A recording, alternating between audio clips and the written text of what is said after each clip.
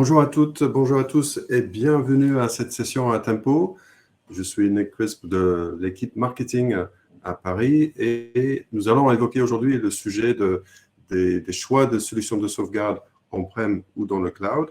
Et pour en discuter, pour débattre, je suis avec deux membres de l'équipe Product Marketing, Product Management chez Atempo. À ma gauche, Sylvie Margot, Product Manager pour Lina. Bonjour Sylvie. Bonjour à tous. Et Geoffrey Vita, Product Marketing Manager chez Atempo. Salut Geoffrey. Bonjour. Nous allons commencer par une présentation de Geoffrey sur les arguments sur la protection des postes de travail et les ordinateurs portables sur site ou dans le cloud. Et Sylvie va après enchaîner avec une présentation de Lina, notre solution on-prem pour ces protections. Après, vous avez bien sûr la possibilité de poser vos questions. Le mieux, c'est d'utiliser le chat ou plutôt l'onglet questions qui se trouve à droite de votre écran. Et puis à la fin, on va garder 5 à 10 minutes pour répondre à toutes vos interrogations ou vos commentaires. Je passe la main à Geoffrey. Merci. Merci Nick pour l'introduction. Je voulais commencer cette présentation par vous montrer un chiffre d'IDC qui estime qu'en 2025, 50% des sauvegardes se feront vers le cloud, 50% se feront on-prem. Et c'est un peu le sujet du jour. On va voir à travers ce webinaire les avantages et les inconvénients de la sauvegarde cloud, mais également de la sauvegarde on-prem. Si on passe un petit peu sur le déroulé de la présentation. Je vais vous expliciter, donner quelques chiffres sur l'explosion du cloud. On verra ensuite les avantages de la sauvegarde sur site. En l'occurrence, Sylvie vous parlera de la solution Lina d'Atempo. On appuiera avec quelques succès de Lina, de cas clients. Et ensuite, ça viendra le tour de répondre à vos questions. Donc, sans plus tarder, on va démarrer.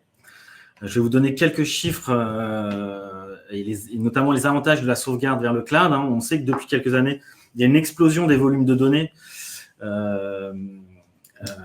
qui a lieu. Et vous connaissez tous le chiffre, 175 zeta-octets produits en 2025. C'est un chiffre IDC, ça représente 175 milliards de téraoctets, c'est vraiment énorme.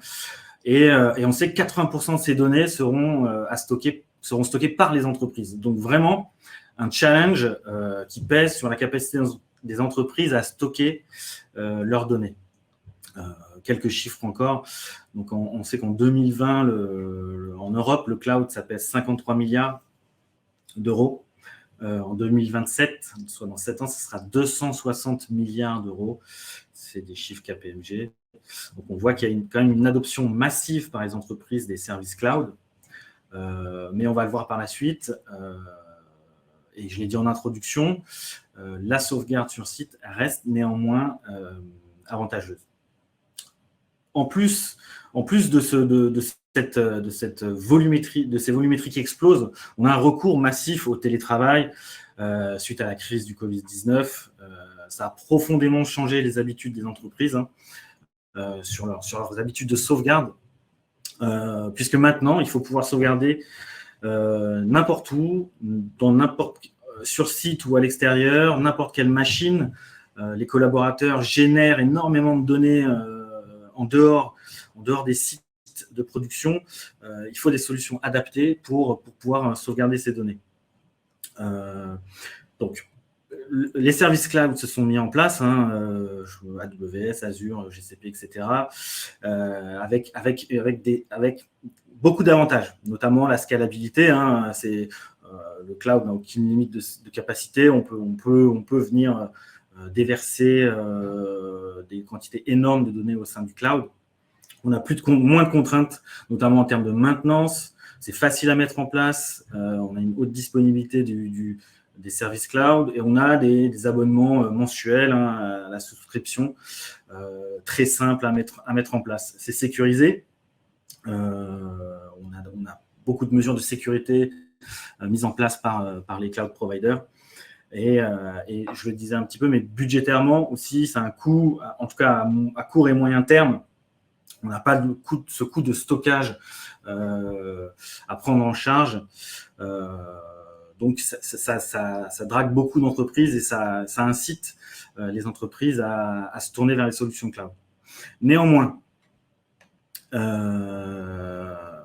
pour parler d'inconvénients des services cloud, il y a autant de bonnes raisons de sauvegarder vers le cloud que sur site. Et malgré tous ces avantages, le cloud n'est absolument pas la solution ultime, et ce pour plusieurs raisons quand on parle de sauvegarde. Déjà, le prix, j'en ai parlé juste avant. Donc, effectivement, en prix facial, on va être moins cher qu'un stockage sur site, mais attention, il y a vraiment des coûts cachés lorsqu'on héberge ces données, quand on sauvegarde ces données vers le cloud. Dès qu'on va vouloir venir reprendre ces données et restaurer ces données, on va avoir des coûts cachés et ce qu'on appelle les coûts, les fees, qui peuvent vite chiffrer et augmenter les tarifs des services cloud. Je vais vous parler de risques maintenant. Donc, on pense souvent qu'on a moins de risques en backupant ces données vers le cloud que vers un stockage sur site, mais ce n'est pas vrai. En fait, les risques restent les mêmes. On a toujours ce risque physique et on l'a vu récemment avec certains cloud providers notamment. Donc on a des risques d'incendie, de panne, d'arrêt de service. On a des risques cyber également. Malgré toutes les mesures de sécurité, on n'est pas à l'abri d'attaques, surtout en cette période. Et on a toujours ce risque humain où on peut effacer involontairement ou volontairement de la donnée des services cloud. Je rappelle une chose essentielle, c'est que les cloud providers ne sont pas responsables de l'intégrité des données qu'ils conservent. Cette responsabilité incombe et incombera toujours au chef d'entreprise, c'est-à-dire que c'est l'entreprise qui a la responsabilité de l'intégrité de ces données. Donc voilà, et pour pallier à ces difficultés, à ces risques, le guide des bonnes pratiques s'accorde à dire qu'il faut 3 copies sur 2 supports différents et une copie hors site. Néanmoins, c'est pour ça que si on fait de la sauvegarde full cloud, on n'est pas à l'abri, on n'évite pas le risque, on ne respecte pas les bonnes pratiques de la sauvegarde. Et ça, c'est pas que moi qui le dis. J'ai pris comme exemple Gartner et l'ANSI. Gartner qui est expert et qui a publié pas mal de documents autour de la protection, notamment des ransomware. Et donc pour Gartner, son discours, c'est quoi? C'est en cas d'incident, il faut une copie on-prem sur site pour simplifier et accélérer les restaurations. Deuxièmement, il faut multiplier les sauvegardes. Ça permet de limiter le risque de perte de données. Et encore une fois, attention, il met en garde contre les coûts liés à la restauration des données depuis le cloud. J'en parlais, les fameux egress fees, j'en parlais en introduction. C'est vraiment quelque chose qu'il faut prendre en compte. L'ANSI, l'autorité de régulation, l'Agence nationale de sécurité des systèmes d'information français, qui vient récemment également de publier des recommandations en ces temps de risques cyber extrêmes. Et notamment, une de ces recommandations, c'est la sauvegarde hors ligne de ces données. Et avoir une copie sur site, au moins une de ces données de sauvegarde. Je continue. Donc maintenant, voilà, je vous ai parlé un petit peu, je vous ai fait un peu l'état des lieux des avantages, des inconvénients du cloud. On va parler plus spécifiquement des avantages de la sauvegarde sur site. C'est ce qui nous intéresse aujourd'hui. Et en premier lieu, la haute dispo des données, la vitesse, avec son stockage qui est disponible sur site, les temps de sauvegarde sont raccourcis. Et bien sûr, l'accès aux données est quasiment instantané. On n'est plus limité par la bande passante, la bande passante Internet, contrairement au cloud public. Et cette vitesse permet une continuité d'activité en cas d'incident. On va pouvoir restaurer beaucoup plus vite ces données. Donc, sauvegarder ces données, c'est bien, mais pouvoir les restaurer rapidement, c'est encore mieux. Deuxième point, la sécurité. Je le rappelle, on est dans un contexte contexte de risque cyber extrême. Et il est important de maîtriser le niveau de sécurité de ces données. La sauvegarde sur site permet justement d'augmenter et surtout de monitorer le niveau de sécurité de ces données. On peut maîtriser ces stratégies de sécurité, encore une fois, et on respecte les bonnes pratiques du 3-2-1. Lorsqu'on connaît l'emplacement de stockage de ces données, c'est beaucoup plus simple de les sécuriser. Troisième avantage, le budget. On l'a vu, finalement, les coûts liés au stockage sur site ne sont pas si importants que ça, en tout cas à moyen et long terme. Ils sont même avantageux par rapport au cloud. On n'a aucun frais de restauration. C'est-à-dire que vous sauvegardez sur site, à tout moment, vous pouvez récupérer votre donnée. Il n'y a aucun frais, en tout cas de frais additionnels qui vont venir augmenter le budget. Dans le cloud, c'est pas, j'en parlais tout à l'heure, mais c'est pas du tout le cas. Tout va bien jusqu'au jour où il faut restaurer ces données. Et là, on se rend compte qu'on a des frais, des egress fees, et qui viennent vraiment augmenter le budget du backup. Dernier avantage de la sauvegarde sur site, c'est la conformité, l'aspect légal. Il est très important de pouvoir garder le contrôle de ces données, s'assurer de la préservation, de la confidentialité de ces données, et également éviter l'ingérence des acteurs étrangers dans les données qu'on sauvegarde. Notamment, je pense à certains secteurs d'activité où il est inconcevable, voire interdit de stocker ces données dans le cloud.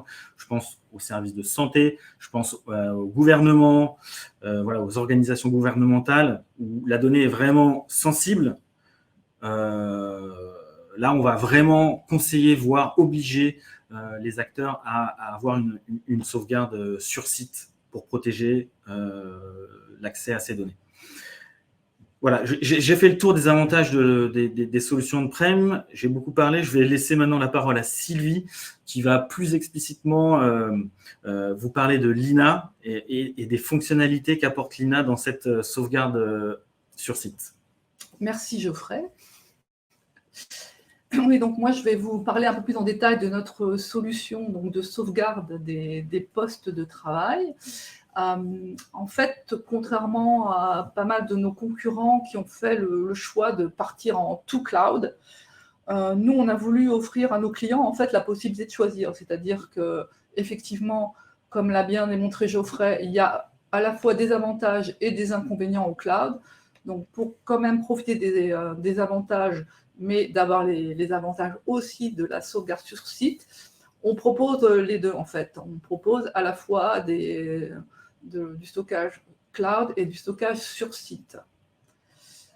Alors, en ce qui concerne l'INA, donc, je voulais vous montrer un petit peu le type de configuration dans lesquelles vous pourriez l'utiliser. Donc, l'INA va pouvoir sauvegarder vos postes de travail, que ce soit du Windows, du Mac ou du Linux. On sauvegarde également les NAS Synology. Côté serveur, vous pouvez installer votre serveur sur une machine Windows ou Linux. Donc, vous allez avoir un site principal où sera installé votre serveur. Vous pourrez bien évidemment sauvegarder toutes les machines qui sont présentes sur votre site principal par un réseau LAN. Mais vous pourrez également, à partir de ce même serveur, sauvegarder des sites distants, ou remote donc, qui seront vraisemblablement connectés par un tunnel sécurisé de type VPN. Et enfin, vous pourrez également sauvegarder les machines des personnes qui sont un peu itinérantes, donc qui sont soit de par la nature de leur travail, sont souvent amenées à se déplacer, donc ils vont être probablement connectés peut-être à travers un Internet public, ou alors, de ce qu'on voit de plus en plus, donc comme le disait Geoffrey tout à l'heure, avec l'explosion du télétravail, il y a de plus en plus d'employés qui ne sont pas sur site, qui ne sont pas vraiment dans un site distant, mais qui sont chez eux, tout simplement, avec les contraintes que ça représente. Et vous pourrez aussi sauvegarder ces postes-là avec l'INA. Alors, nous, notre philosophie, j'ai envie de dire, c'est aucune perte de données. Donc, pour ça, on a mis au point certaines fonctionnalités. La première de ces fonctionnalités, c'est la sauvegarde en continu, on appelle CDP, donc pour Continuous Data Protection, Et ce qui permet déjà de ne pas avoir de fenêtre de sauvegarde, puisqu'en fait, les données sont sauvegardées au fil de l'eau. Il n'y a pas besoin non plus de faire de la programmation, parce que dès qu'un fichier va être repéré comme modifié ou créé, on va pouvoir s'en occuper et l'envoyer vers le serveur pour qu'il soit protégé. Donc ça, c'est un gros avantage. Ensuite, c'est une sauvegarde qui est transparente, c'est-à-dire une fois que l'INA est installée sur les postes des utilisateurs, c'est une tâche de fond, en fait, qui sauvegarde les données au moment où on en a besoin, ce qui veut dire que ça n'interfère pas avec la charge de travail des gens dans l'entreprise, en fait, donc, ce qui est un gros avantage. Également, on va pouvoir garder un historique des modifications, puisqu'on peut garder des versions multiples de fichiers.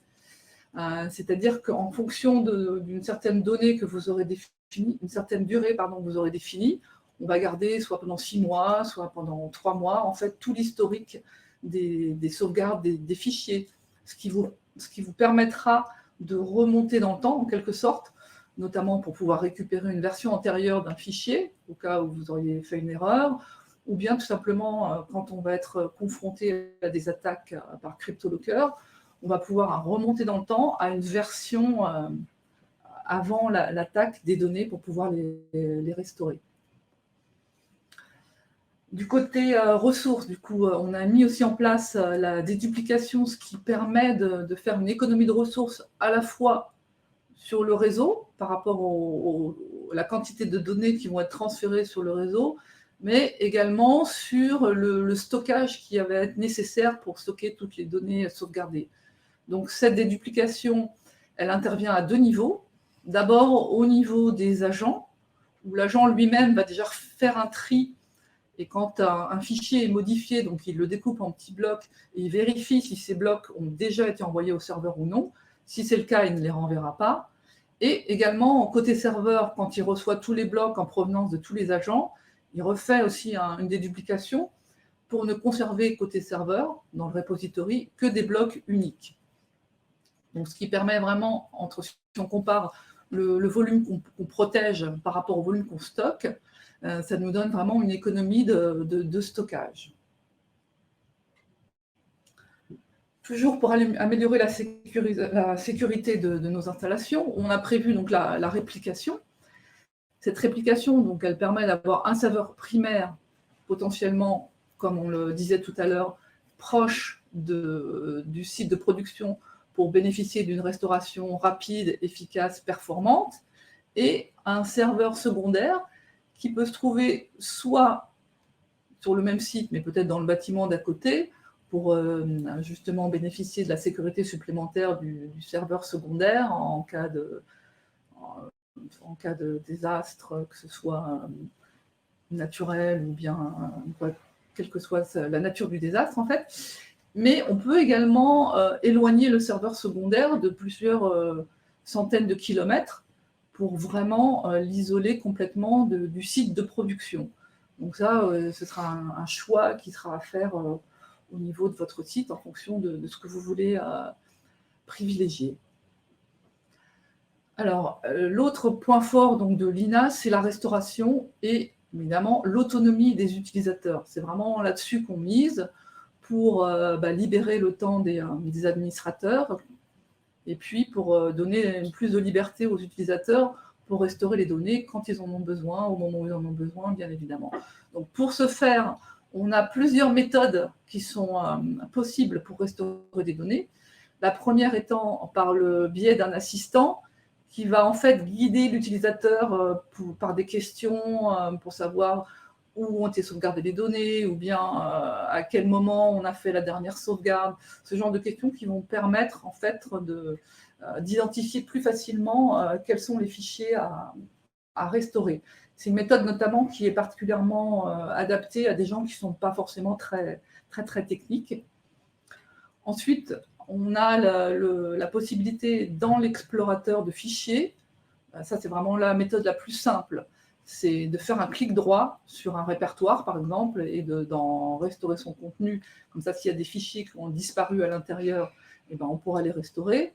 ou alors tout simplement si on veut restaurer une version antérieure d'un fichier, on fait un clic droit sur ce fichier et puis on a accès à toutes les versions sauvegardées de ce fichier, donc on peut choisir la version que l'on souhaite restaurer.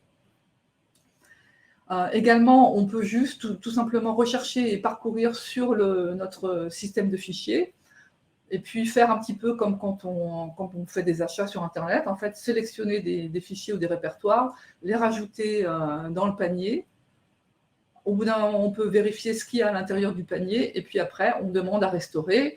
Et à ce moment-là, on aura le choix de restaurer soit dans l'emplacement d'origine, soit dans un autre emplacement. On aura le choix de soit ignorer les fichiers qui sont déjà existants, les renommer, enfin, donc tous les paramètres de restauration sont disponibles, quelle que soit la méthode utilisée, j'ai envie de dire. Et puis l'autre méthode que je voulais vous présenter, c'est la méthode par le web, c'est-à-dire que depuis n'importe quel browser, vous pouvez accéder avec les credentials, enfin les identifications suffisantes, aux données sauvegardées et vous pourrez les télécharger sur le lieu où vous vous trouvez. Donc ça veut dire que si votre machine n'est pas disponible au moment où vous avez besoin de vos données, vous pouvez utiliser cette méthode de restauration. Également, vous pourrez faire de la restauration croisée. Ça, c'est utile, par exemple, si vous mettez à jour votre parc de machines. Donc, vous allez vraisemblablement mettre à jour tous les systèmes d'opération, mais vous voulez bien évidemment récupérer le contenu des machines des personnes de votre entreprise. Donc, dans ce cas-là, on va sauvegarder les données, on va restaurer les données sauvegardées sur une machine A vers une machine B. Alors, la restauration croisée permet aussi de faire de la restauration inter-OS, c'est-à-dire qu'il est possible de restaurer des données sauvegardées sur un Mac, par exemple, sur un Windows, ce genre de combinaison. Également, pour le cas où vous voudriez reconstruire complètement votre poste de travail à l'identique, on permet de faire ça grâce à la sauvegarde BMR, donc Bare Metal Restore. Ça nécessite au moment de la sauvegarde en fait, de cocher une option qui va permettre de sauvegarder tout ce qui sera nécessaire à la reconstruction complète. L'opération de sauvegarde, ensuite, c'est la même que pour sauvegarder des données, en fait, une fois qu'on a coché cette option. Et au moment de la restauration, c'est pareil, c'est une opération unique. On lance d'abord la reconstruction des partitions, on recopie les drivers, le système d'exploitation, puis les données en une seule opération. Donc là, dans ce cas-là, on vous fournira un ISO bootable, par exemple, sur une clé USB, avec lequel vous pourrez lancer la restauration du système, puis après se connecter au serveur pour restaurer les données. Donc tout ça pour dire qu'on a vraiment mis en œuvre tout ce qu'il fallait pour pouvoir respecter les bonnes pratiques de la sauvegarde, à savoir 3 copies de sauvegarde, bien évidemment, votre copie de production, celle qui va être sauvegardée et celle qui va être répliquée. Ensuite, le support, on a vu qu'on aura 2 supports différents entre le serveur primaire et le serveur secondaire. Et finalement, vous pouvez, si vous le voulez, placer le serveur secondaire complètement hors site à plusieurs centaines de kilomètres de votre site de production.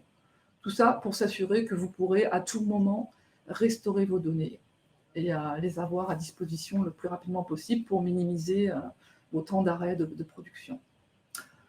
Voilà, sur ce, je repasse la parole à Geoffrey pour discuter un peu de cas clients qui utilisent notre solution Lina.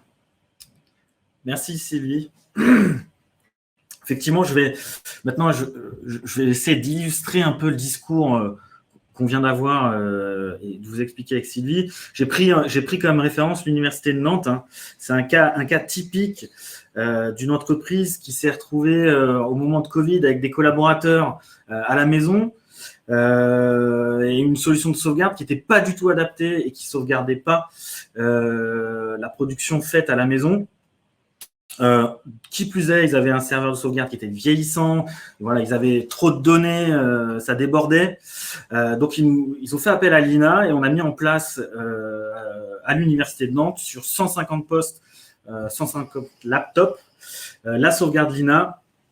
Et je vous laisserai aller lire le commentaire du responsable. Mais voilà, ils ont été vraiment séduits par cette simplicité d'installation de Lina sur les postes, l'autonomie que l'INA procure aux utilisateurs. Ils sont à la maison, ils peuvent eux-mêmes restaurer leurs fichiers. La sauvegarde est complètement automatique et continuelle. On parle de CDP.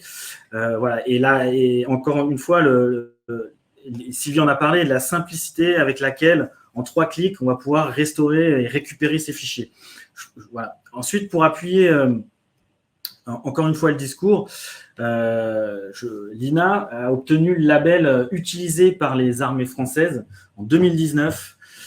Et aujourd'hui, donc l'université de Nantes, c'est à peu près 150 postes, mais aujourd'hui, l'INA est capable de s'installer sur des comptes, par exemple au ministère des Armées. On parle là de plus de 12 000 agents qui sont déployés, donc vraiment sur des environnements beaucoup plus importants.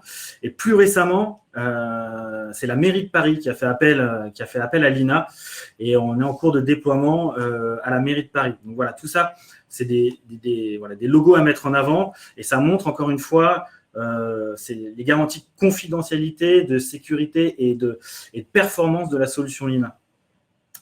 Pour synthétiser tout ce qu'on vient de se dire là sur l'INA, j'ai pris quelques points dont je voudrais vraiment mettre en avant.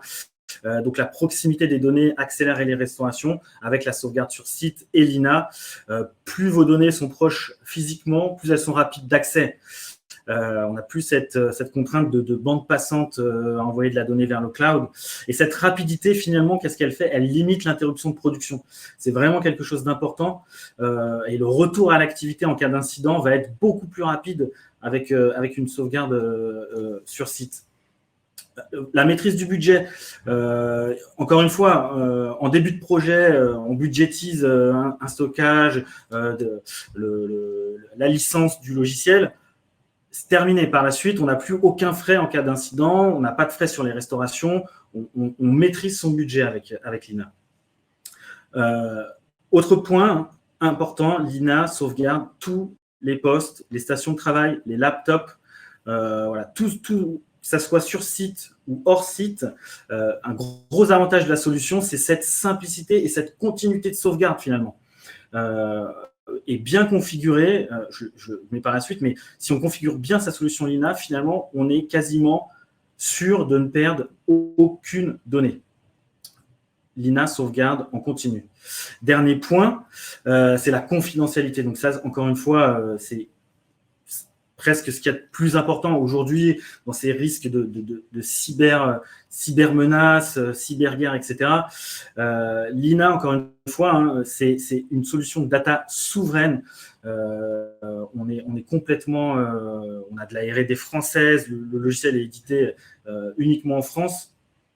Et le gros avantage de la solution, c'est qu'elle n'est pas soumise à l'ingérence de certains cloud providers, fournisseurs de cloud, et complètement RGPD compliant également.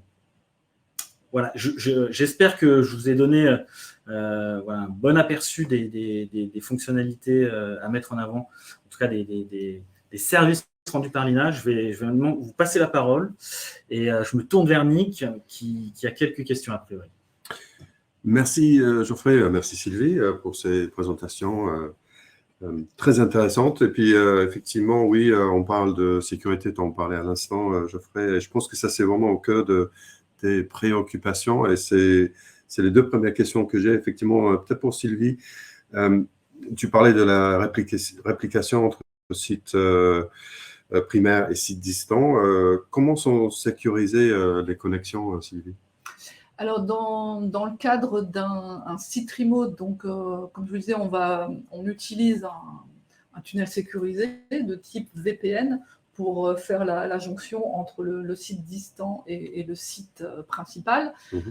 Pour ce qui est des utilisateurs itinérants ou des télétravailleurs, donc on met en place un proxy inversé, donc qui permet de contrôler qui peut rentrer pour déposer ses données sur le serveur. D'accord. Pour ce qui est de l'accès au logiciel, donc pour la console d'administration par exemple, on a mis en place donc la double authentification, donc, qui permet de vraiment sécuriser qui peut accéder ou non aux interfaces, faire des modifications de configuration et ce genre de choses. Et puis, alors, Quand les données sont envoyées sur le réseau, donc on utilise de l'HTTPS, donc ce qui garantit que les données sont cryptées pendant le transfert entre les agents et le serveur. Et puis également, bon, ça fait partie de la sécurisation, mais en côté serveur, sur le repository, en fait, les données sont cryptées aussi de nouveau. Une fois que le serveur a reçu toutes les données de tous les agents, dans le repository, c'est crypté avec un algorithme AES 256. Très bien. On avait effectivement une question sur le chiffrage des données, donc je pense que tu as répondu, donc c'est très bien. Question, oui, au niveau tarification, Geoffrey, tu parlais de 1 à 10 000 postes, voire plus. Comment ça se passe chez Atempo pour la tarification? Alors, il n'y a pas plus simple. Effectivement, les agents Lina, on peut équiper de 1 à plus de 10 000 postes. Et c'est ce qu'on fait aujourd'hui sur certains comptes. Donc, il y a une licence qui va être en mode souscription chaque mois, donc au nombre d'agents. Donc, en gros, vous avez 500 agents à protéger. On va vous faire une licence pour 500 agents en mode souscription. C'est très simple, très simple à mettre en place. D'accord. J'ajoute qu'on a également une tarification, Sylvain en a un petit peu parlé pour la version cloud de Lina. Et ça, on en discutera dans un prochain webinaire.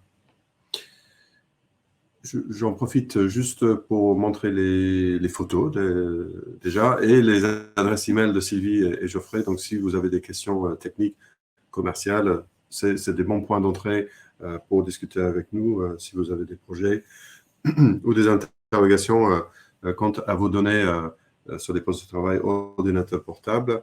Il y a un petit sondage aussi à droite si vous voulez bien prendre 1 minute, 2 minutes pour répondre à 2 questions. Ce sera très bien. Nous avons une question effectivement sur BMR, Bare Metal Recovery avec Apple, le Mac. Et puis je confirme que effectivement Lina supporte bien les... Alors, pour ce qui est du BMR, oui. Aujourd'hui, c'est uniquement pour les postes Windows. D'accord. Parce qu'en fait, on se base sur ce qu'on appelle le WinPE donc de Windows pour reconstruire le système. Ça marche. Mais pour les machines donc Mac, malheureusement, on n'a pas de BMR, mais on s'appuie sur la facilité d'installation d'un système Mac. Bon, et pour proposer la sauvegarde des données intégralement, oui, bien sûr, mais du coup, pas la reconstruction complète de la machine. Mais les fichiers sans problème. Ah oui, les données, bien sûr. On peut, par la restauration croisée, on peut récupérer tout le contenu des données d'une machine vers une autre, si jamais la première machine est endommagée ou obsolète, ou quelle que soit la raison. Alors, il y a une question aussi sur les formations, administration Lina. Bien sûr, je pense que le mieux, c'est de contacter Sylvie Geoffrey pour plus d'informations sur les séances. Voilà. Éventuellement pour une démo également. Complètement, les démos, oui. Peut-être une dernière question, si on a quelques minutes encore. C'est sur la confidentialité des données. C'est vrai qu'on parle beaucoup de sécurité, on est en sortie de pandémie, les tensions géopolitiques sont telles que c'est vraiment les attaques cyber, les ransomware et compagnie vous font poser beaucoup de questions sur cette partie confidentialité des données. Souveraineté aussi, Geoffrey, c'est des points importants. Tout à fait. Et très récemment encore, je vais citer l'ANSSI, qui invitait les entreprises françaises à élargir le spectre de leurs solutions logicielles de protection, et notamment de veiller à ce que la souveraineté de ces solutions soit mise en avant. Donc, Atempo et Lina, on est complètement souverain. On est éditeur français de solutions de data protection. Donc, là-dessus, on a un message très engagé dans la construction de cette Europe souveraine. Et on met tout en œuvre techniquement pour garantir la confidentialité des données que nos solutions protègent. Je ne vais pas revenir techniquement sur les spécifications techniques que Sylvie a explicitées, encryption des communications, voilà, beaucoup de choses, la traçabilité des actions également.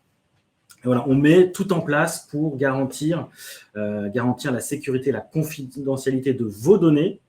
Et j'en ai parlé préalablement, mais aujourd'hui, la société est récompensée au travers de logos utilisés par les armées françaises, par exemple, ce qui prouve bien ses compétences en matière de confidentialité et de sécurité des données. Okay. Donc, beaucoup de références et puis cet engagement souverain au niveau européen, effectivement. Exactement. Très bien. Je pense qu'on arrive au terme de ce webinaire. Vraiment, merci beaucoup, Sylvie et Geoffrey, pour vos prestations et bien sûr à vous d'avoir suivi la session. Je vois une petite question sur les bases SQL. Bah, tiens, ça c'est plus, je pense, me corrigerez, sur Tina, notre solution qui protège donc des serveurs, des applications. Donc, je pense que c'est plutôt une question pour Tina, mais vous pouvez bien sûr nous adresser vos questions. On va répondre à tout. Ceci dit, effectivement, Lina, c'est vraiment une solution de sauvegarde de poste de travail. Par contre, je sais qu'on a déjà vérifié qu'on pouvait restaurer, sauvegarder et restaurer un serveur SQL Microsoft par le biais du BMR, pour s'assurer qu'on avait bien tous les fichiers qu'il fallait. Mais ce n'est pas la solution la plus recommandée pour sauvegarder des applicatifs, en fait. Donc on est vraiment sur la sauvegarde de poste de travail, Mac, Windows, Linux. Donc, il faut plutôt se tourner vers Tina, effectivement. C'est cela. Donc, il y aura d'autres webinaires. Geoffrey évoqué Lina Cloud Backup sur notre solution cloud, parce que le cloud et l'on-prem, bon, c'est deux choses qu'on traite, bien sûr, au niveau de la tempo. Donc, n'hésitez pas à suivre notre actualité webinaire sur la page d'accueil à tempo.com. Merci encore à tous. On laisse la session ouverte si vous avez des questions encore qui vous viennent à l'esprit. N'hésitez pas. Merci à tous.